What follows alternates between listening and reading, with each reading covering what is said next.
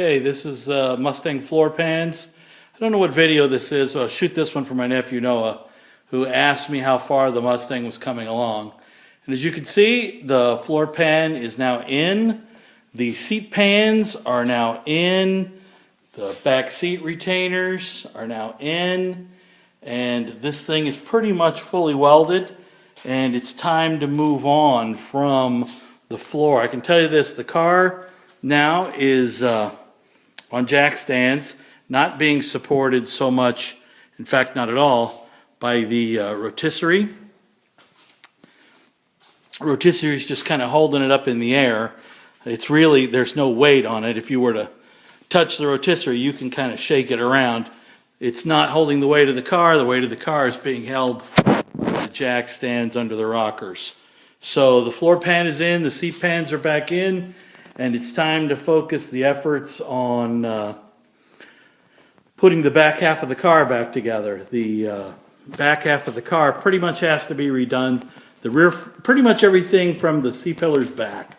So outer quarters, outer wheel houses, inners are good, trunk drop-offs, rear frame rail extensions, the rear panels, all need to be replaced. The rear balance mount, the rear trunk brace, they call it. All of that needs to be redone, but to do it, I have to put the doors and fenders and all back on to make sure that the quarters get positioned correctly. So this thing pretty much has to, body-wise, go back together. And that's okay, because the biggest part of what we were doing was replacing the floor pan and doing the rear sheet metal. The front sheet metal does need some patches on the inner frame rails, but it's nothing serious. I mean, I could do that stuff in a day.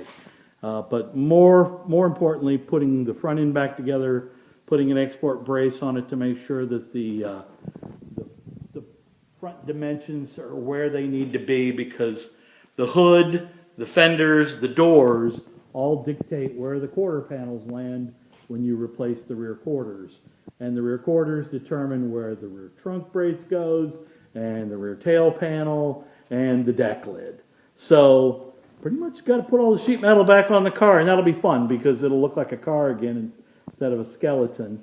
And I may even fabricate some methods of holding it up in the air via the chassis mounts so that I can duplicate the structural flex that the car sitting on four wheels experiences, and not so much the jack stands on the rockers, just to make sure that all the sheet metal stays lined up when the car all goes back together, which looking like it's not too far off. I'm not in a big hurry, but it would be nice to have some garage space for the dragster and not just little Mustangs. Thanks.